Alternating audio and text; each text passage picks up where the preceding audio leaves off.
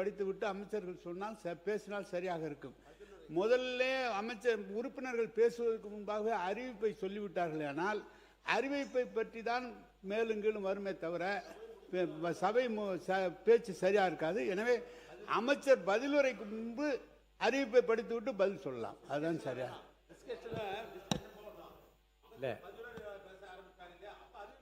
இல்லை நான் ஏதாவது இல்லைங்க, அதாவது மானிய கோரிக்கையுடைய கொள்கை விளக்க குறிப்பு உங்களுக்கு முந்தின நாளே வந்துடுது.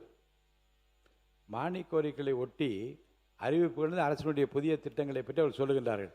இந்த அறிவிப்பு முன்னுரையாக ஏதாவது கூறுகிற போதே கூறுகிறது மூலமாக உங்கள் கையில் வந்து விடுகிறது. அப்போது அடுத்து பேச வருகின்ற உறுப்பினர்கள் உங்கள் முன்னுரையிலேயே நீங்கள் பேசுகிற போதே மானிய கோரிக்கையின் மீதும் பேசலாம், கொடுத்துருக்க அறிவிப்புகளை ஒட்டி சில ஆலோசனை கூட நீங்கள் சொல்வதற்கான வாய்ப்பு. நீங்கள் எல்லாம் பேசி முடியுங்க. நீங்கள்லாம் பேசி முடித்த பிறகு அந்த அறிவிப்புகளில் வருகிற பட்சம் எப்படி பேச முடியும்?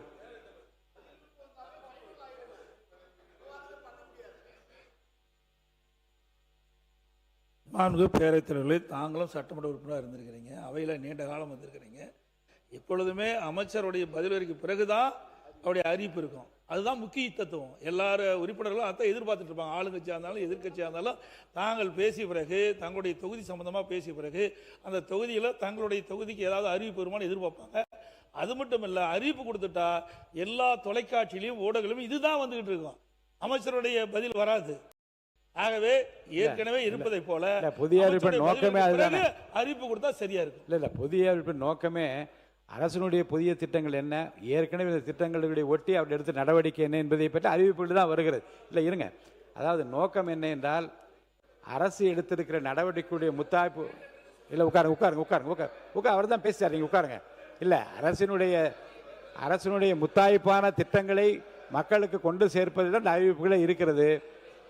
அந்த அறிவிப்புகளை உட்காருங்க உட்காருங்க உட்காருங்க உட்காருங்க உட்காருங்க உட்காருங்க. மாண்பு உறுப்பினர் தங்கம் தென்னரசு அவர்கள் எனக்கு எல்லா கருத்தையும் கேட்கலாம், கேட்டு நான் முடிவு சொல்கிறேன்.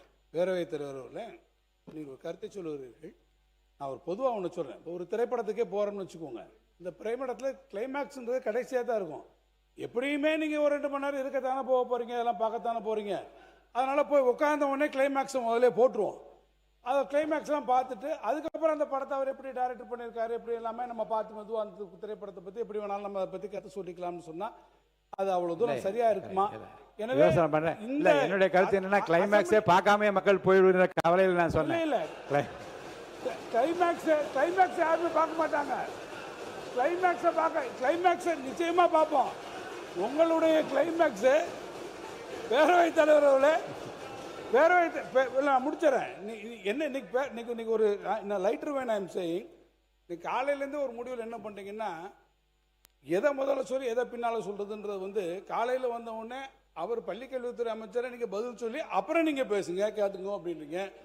இப்போ நீங்கள் அறிவிப்பெல்லாம் முன்னால் விட்டுட்டு அப்புறம் திருப்பி அதில் பேசுங்கன்னு சொல்கிறீங்க.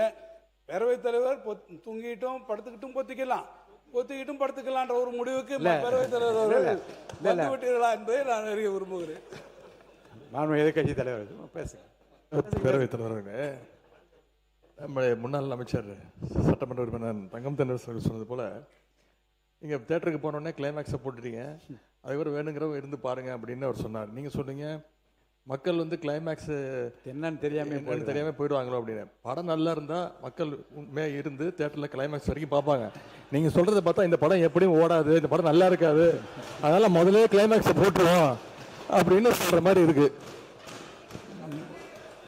மாண்பு சமூகத்தை அமைச்சு சொல்லுங்க. மாண்புமிகு பேரவைத் தலைவர் அவர்களே, இப்பெல்லாம் படங்களில் 2 கிளைமாக்ஸ் இருக்குது. முதல்லையும் கிளைமாக்ஸ் இருக்குது, பின்னாடியும் கிளைமாக்ஸ் இருக்குது. எப்போ ஒரு மாற்றத்தை விரும்ப வேண்டும், மாற்றங்கிறத விரும்பணும். நீங்கள் ஆட்சி மாற்றத்தையும் விரும்ப மாட்டீங்க, நடைமுறை மாற்றத்தையும் நீங்கள் விரும்பலை அப்படின்னா எப்படி அது சரியாக இருக்கும்? அறிவிப்புகள் ரொம்ப முக்கியமானதாக தான் நான் பார்க்குறேன். நான் இல்லை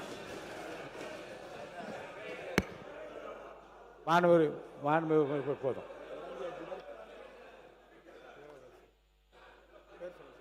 மாண்புமிகு பேரவைத் தலைவரே, இதில் இன்னொரு சங்கடம் இருக்குது. அமைச்சராக இருக்கிறவங்களுக்கு சங்கடம் இருக்குது, எங்களுக்கும் சங்கடம் இருக்குது. இப்போ முன்னாலே அறிவிப்பு பண்ணுறீங்கன்னு வச்சிங்களேன், எந்த தொகுதிக்கே அல்லது அந்த பகுதிக்கே வந்து பொருத்தமான அறிவிப்பு இருந்ததுனாக்கா அவங்க பாராட்டி பேசின்னு இருப்பாங்க. இப்போ எதிர்கட்சி வரலன்னு வச்சுங்க, ஆரம்பத்தில் இருந்து இந்த ஆட்சி சரியில்லை, இந்த ஆட்சி சரியில்லை, இப்படி தான் பேச ஆரம்பிப்பாங்க. கோரிக்கை கூட வைக்க முடியாது. அதனால் நீங்கள் எடுத்துருக்கிற முடிவு கரெக்டாக. எப்போ நான் சொல்கிறேன்னா, முன்னாலே சொல்லாமல் பதிலுரை பேச ஆரம்பிக்கிறாங்க இல்லையா, அப்போ அறிவிப்பு சொல்லிட்டு பதிலுரை பேச ஆரம்பிக்கட்டும், அது பொருத்தமாக இருக்கும். அதான் சரியாக இருக்கும். இல்லை மாண்பு இல்லை, நீண்ட யோசனைக்கு பிறகு அந்த முடிவை நான் சொன்னேன். ஏனென்றால் உட்காருங்க சும்மா. அதாவது 4-5 மானிய கோரிக்கைகளில் அதுக்கு அடுத்த நாள் வந்த செய்தித்தாள்களை நான் பார்த்தேன், தொலைக்காட்சி வந்த விவரத்தையும் பார்த்தேன். அதில் முக்கியமான சில அறிவிப்புகள்லாம் விட்டு போயிருந்தது.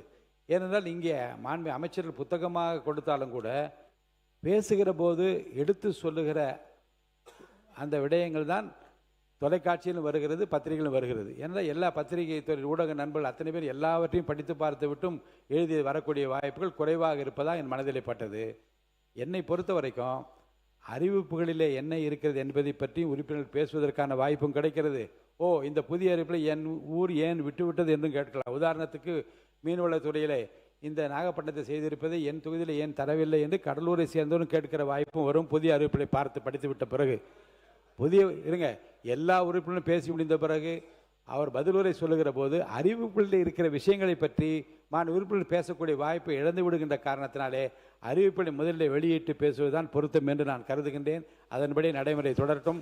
மாண்புமிகு அமைச்சர், மானிய கோரிக்கைகளும் வெட்டு தீர்மானம் வேற முன் விவாதத்தில் வைக்கப்பட்டுள்ளன. அமைச்சர் முன்னுரையாக ஏதாவது கூறலாம். மாண்புமிகு சமூக நீதித்துறை அமைச்சர் அவர்கள்.